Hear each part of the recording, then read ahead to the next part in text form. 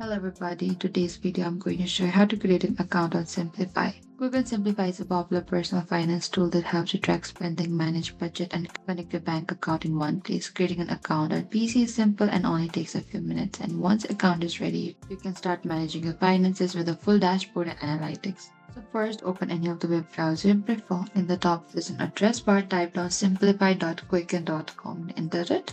And over here, you'll see this option for your email ID address. If you already have signed into your Quicken, so here what you can do is create an account on the bottom there. So here what you can do is type down your email address, your phone number as well. Select create account. And after that, click onto this create account, and that is it. Creating an account on Quicken Simplify on PC is straightforward. You just sign up with the email, verify your account, and connect your financial accounts. And after that, Simplify automatically tracks your spending, organizes your finance, and helps you plan better. Thank you for watching this video. I hope I could help you. If you have any queries or confusion, please comment down below and we will reach out to you very soon.